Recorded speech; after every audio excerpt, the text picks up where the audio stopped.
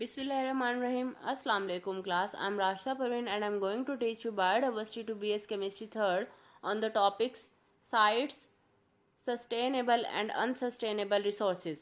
And today our lecture is lecture number 3. Class आज जो हमने डिस्कस करना है वो साइट कन्वेंशन के बारे में डिस्कस करना है. साइट कन्वेंशन, इससे जो प्रीवियस हमारा लेक्चर था उसमें हम डिटेल में डिस्कस कर चुके थे कि बायोलॉजिकल डाइवर्सिटी के जो कन्वेंशंस होते हैं वो क्या होते हैं. बायोलॉजिकल डाइवर्सिटी के जो कन्वेंशंस होते हैं वो एक्चुअली ऐसे मुहाइदे होते हैं जिनमें बायोडाइवर्सिटी यानी कि वैरायटी ऑफ लिविंग थिंग्स को प्रोटेक्ट किया जाता है. और वैरायटी ऑफ लिविंग थिंग्स कितनी तरह की होती हैं? दो तरह की होती हैं, फ्लोरा एंड फाना. तो ये जो फ्लोरा और फाना होती हैं इनको प्रोटेक्ट करने के जो मुहाइदे होते हैं वो बायोलॉजिकल डाइवर्सिटी के कन्वेंशंस कहलाते हैं. उसी एक मुहाइदे की आज हमने बात करनी है और वो है साइट कन्वेंशन. आज हम पढ़ेंगे साइट कन्वेंशन के बारे में. Okay class, let's start. Site convention. Site stand for the convention. Site जो है स्टैंड करता है एक ऐसे मुहाइदे को ऑन इंटरनेशनल ट्रेड जो कि बनाया गया है बैन अवी तिजारत पर.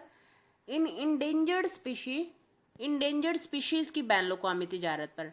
इंडेंजर्ड स्पीशीज जो हैं वो ऐसी स्पीशीज होती हैं जो किसी पार्टिकुलर एरिया के अंदर पाई जाती हैं.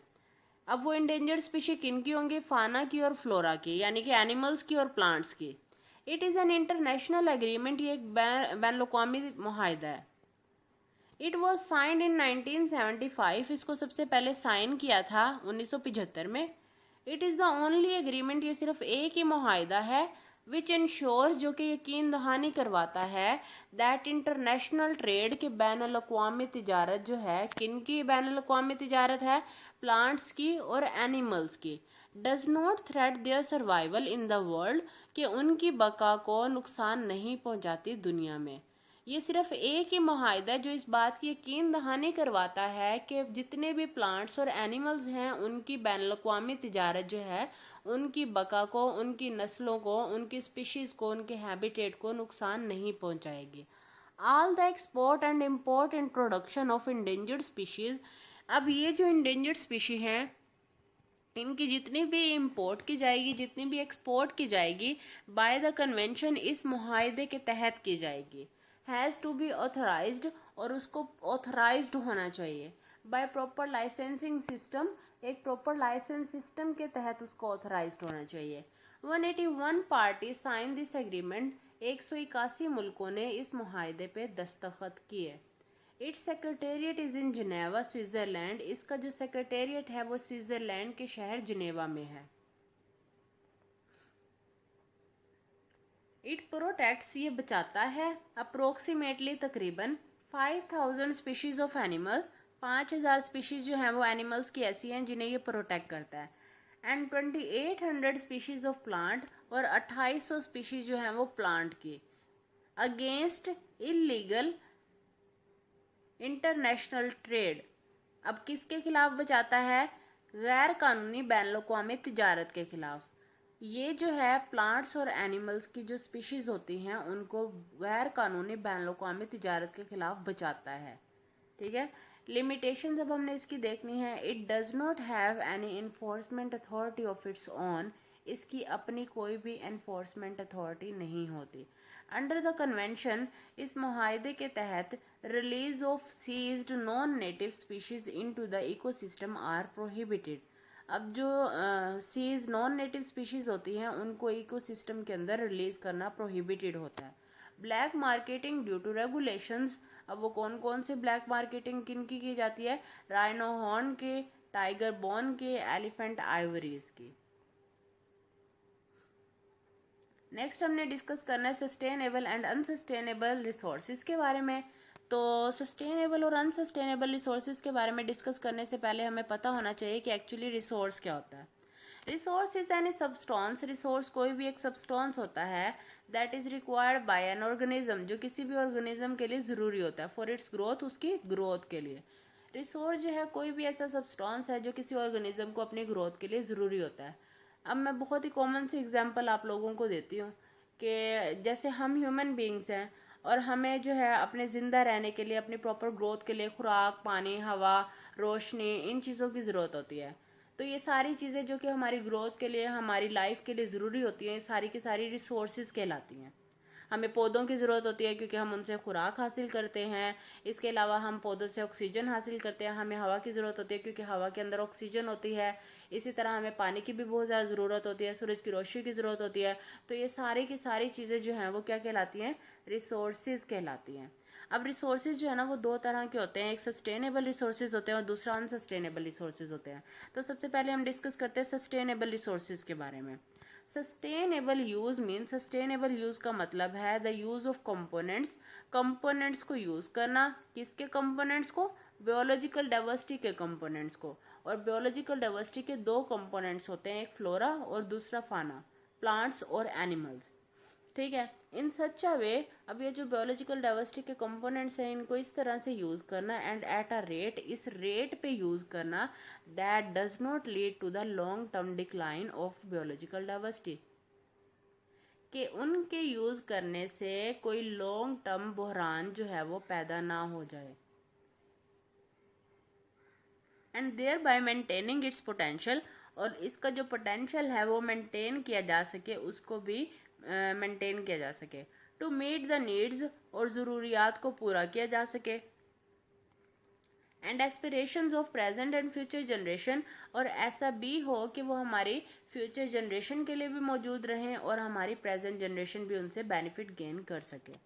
एज ह्यूमन पॉपुलेशन इंक्रीज, जैसे जैसे ह्यूमन पॉपुलेशन जो है वो बढ़ती चली जा रही है, the pressure on the ecosystem goes on increase, जो प्रेशर है इकोसिस्टम के ऊपर वो भी बढ़ता ही चला जा रहा है। सो वी कंक्लूड, तो हम इससे ये ड्रॉ करते हैं, number 1, introduce new methods for use of biodiversity, कि बायोडाइवर्सिटी को यूटिलाइज करने के नए से नए मेथड जो है वो हम ड्रॉ कर लेते हैं। यूज रिन्यूएबल रिसोर्सेज, हम ज़्यादा से ज़्यादा रिन्यूएबल रिसोर्सेज को यूटिलाइज करते हैं। अब वो रिन्यूएबल रिसोर्सेज कौन से हैं? विंड और सोलर। ठीक है, तो ये ऐसे रिसोर्सेज हैं जो कि कभी भी ख़त्म नहीं होंगे, कभी भी डिप्लीट नहीं होंगे। उसके बाद नेक्स्ट है use resources that less harm to the environment, ऐसे रिसोर्सेज को यूटिलाइज करना जो कि हमारे एनवायरनमेंट के लिए नुकसानदा नहीं होते, हमारे एनवायरनमेंट को नुकसान नहीं पहुंचाते। नेक्स्ट हमने डिस्कस करना अनसस्टेनेबल रिसोर्सेज को। अभी हमने पिछले पेज पे जो हमने डिस्कस किया सस्टेनेबल रिसोर्सेज को, सस्टेनेबल रिसोर्सेज जो है वो ऐसे रिसोर्सेज होते हैं जिनको हम यूटिलाइज करेंगे तो वो कभी भी डिप्लीट नहीं होंगे, कभी भी वो ख़त्म नहीं होंगे, हमारी प्रेजेंट जनरेशन के लिए भी मौजूद रहेंगे और हमारी फ्यूचर जनरेशन भी उनसे बेनिफिट गेन कर सकती है। अब हमने देखना है कि अनसस्टेनेबल रिसोर्सेज कौन से होते हैं। Unsustainable resources, unsustainable development occurs, unsustainable जो डेवलपमेंट है वो तब होती है व्हेन प्रेजेंट प्रोग्रेस, जब मौजूदा जो तरक्की होती है, is at the expense of, उस पे जो है मौजूदा तरक्की के लिए हम खर्च कर लेते हैं फ्यूचर जनरेशन, फ्यूचर जनरेशन के एक्सपेंसेस को। ठीक है, इसमें क्या किया जाता है कि फ्यूचर का जितना भी मतलब पार्ट होता है हम उसको प्रेजेंट में ही यूटिलाइज कर लेते हैं और हमारे फ्यूचर के लिए वो कुछ भी नहीं बचता। तो इस तरह के जो रिसोर्सेज होते हैं वो अनसस्टेनेबल रिसोर्सेज कहलाते हैं। इसकी बहुत ही कॉमन सी एग्जांपल है हमारे पास फॉसल फ्यूल्स।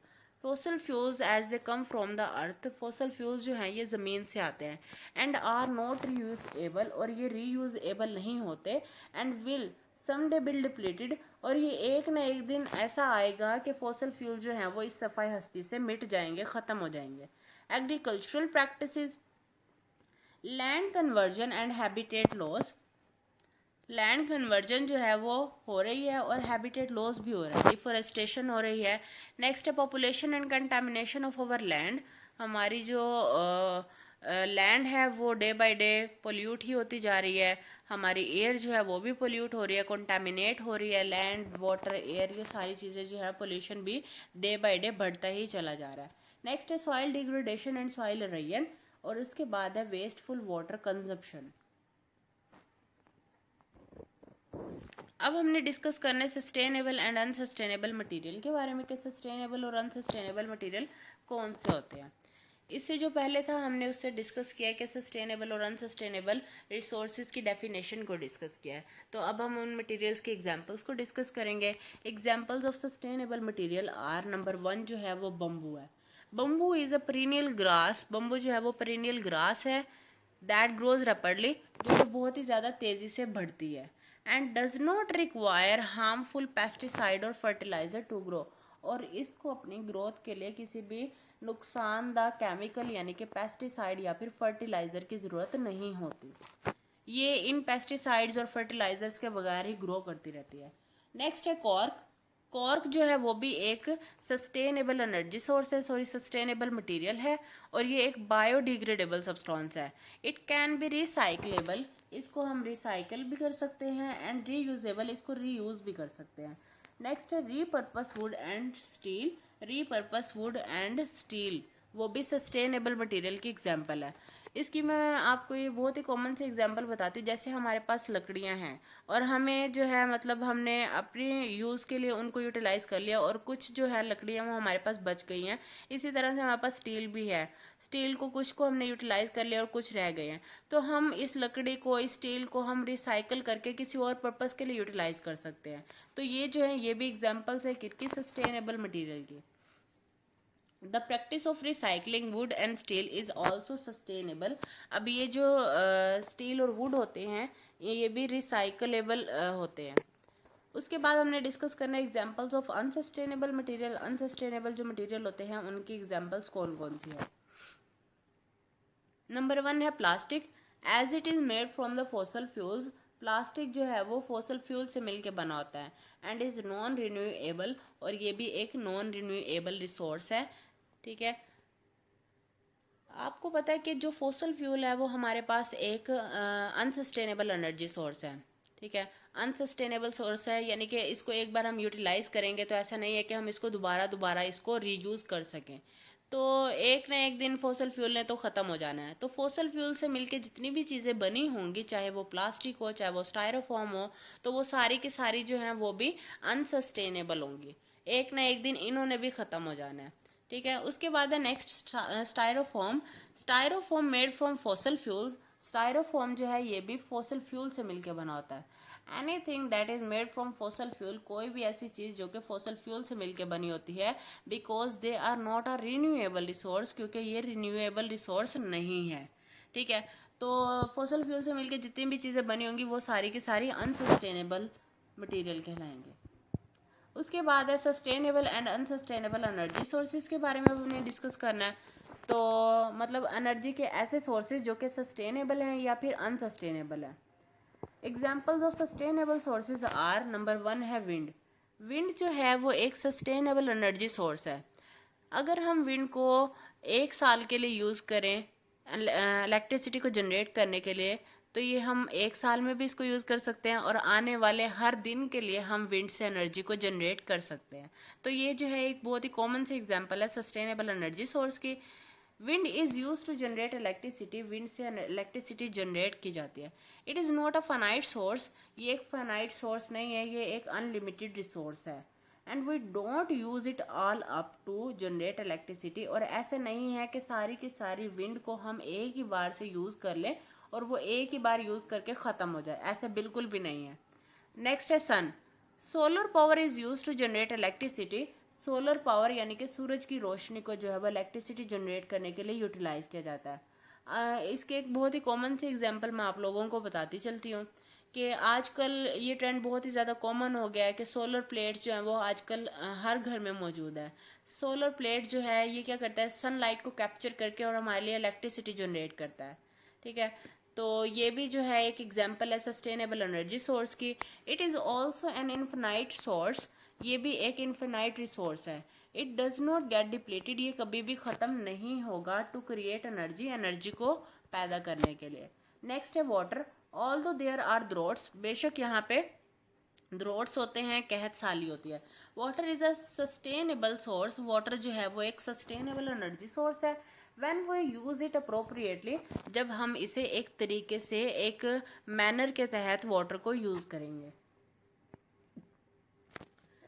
नेक्स्ट है wood. Forest are sustainable resources of wood. Forest जो है वो भी सस्टेनेबल एनर्जी सोर्सेज होते हैं। अब वो कैसे, जंगलात, जंगलात से जब हमें लकड़ी चाहिए होती है तो हम जंगलात से लकड़ियाँ काट लेते हैं, दरख्तों को काट लेते हैं, लकड़ियाँ वहाँ से हासिल कर लेते हैं। लेकिन अगर उन्हीं जंगलात में उन लकड़ियों को काटने के बाद हम दोबारा से प्लांटेशन कर दें, तो वही जो प्लांट्स हैं हमें दोबारा से लकड़ियाँ प्रोवाइड करेंगे। तो जो वुड है वो भी हमारे लिए एक सस्टेनेबल रिसोर्स है। उसके बाद हमने डिस्कस करना है examples of unsustainable energy sources. अब वो कौन कौन सी हैं? नंबर 1 है फॉसल फ्यूल।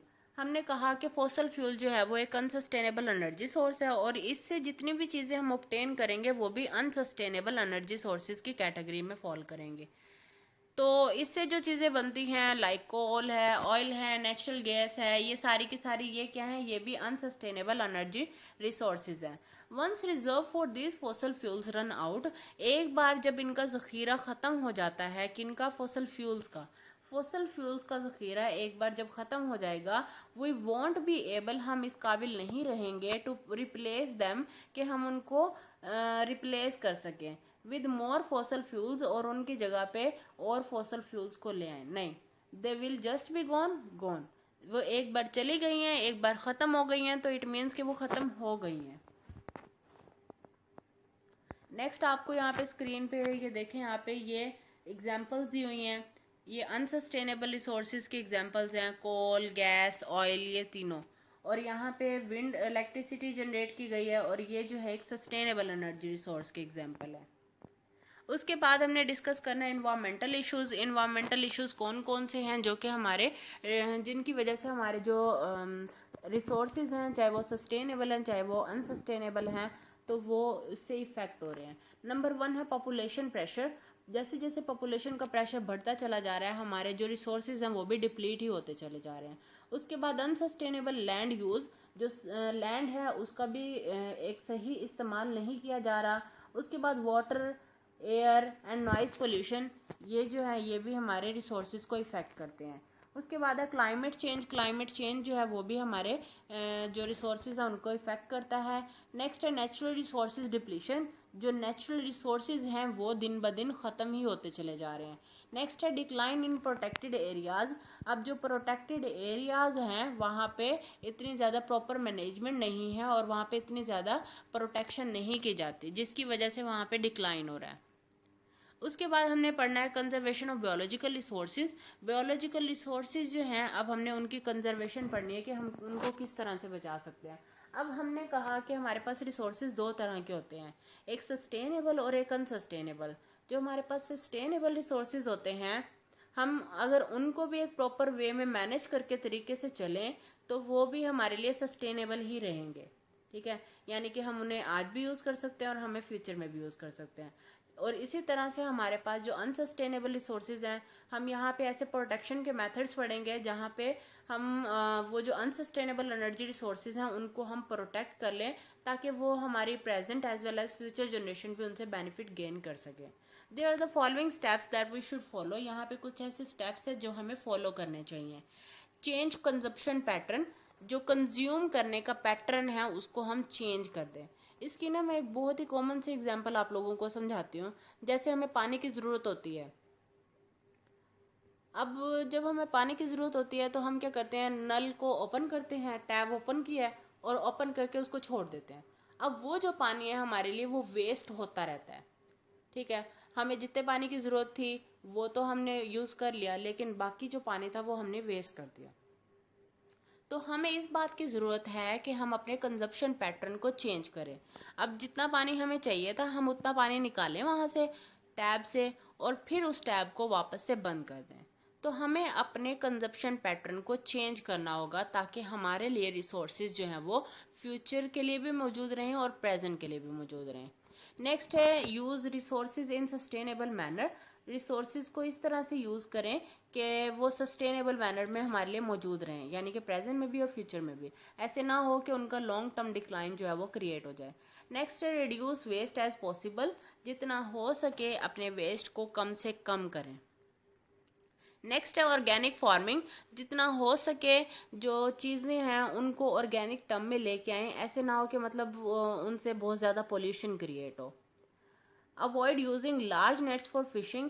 अगर फिशिंग की ज़रूरत है तो उसके लिए बड़े बड़े जाल बिछाने की ज़रूरत नहीं है। जितनी फिशिंग की आपको ज़रूरत है उतनी ही फिशिंग की जाए। बाकी जो है मतलब ऐसे ना हो कि एक ही दम से सारी फिशिंग कर ली जाए और जो फिशेस हैं वो भी हमारे लिए डिप्लीट हो जाएं, उनका भी कहत पैदा हो जाए। नहीं, ऐसा बिल्कुल नहीं है। जितनी फिशिंग की आपको ज़रूरत है आप सिर्फ उतनी ही फिशिंग करें और बाकी जो है बस उसको एक पैटर्न के तहत उसकी फिशिंग की जाए। मैनेजमेंट ऑफ प्रोटेक्टेड एरियाज, जितने भी प्रोटेक्टेड एरियाज हैं, प्रोटेक्टेड एरियाज किन के होते हैं, फ्लोरा के, फाना के, ठीक है, एनिमल्स और प्लांट्स के, उनको प्रॉपरली मैनेज किया जाए ताकि हम उन स्पीशीज को कंजर्व कर सके, उनको प्रोटेक्ट कर सके। ओके क्लास, ये तो था आज का हमारा लेक्चर। मुझे उम्मीद है आप लोगों को अच्छे से समझ आया होगा। इससे रिलेटेड कोई भी क्वेश्चन हो आप लोग मुझे कमेंट कर सकते हैं, you can ask me in the comment box. और काइंडली मेरी वीडियो को लाइक ज़रूर कीजिएगा और मेरे चैनल को ज़रूर सब्सक्राइब कीजिएगा। ओके क्लास, अल्लाह हाफिज़, बाय बाय।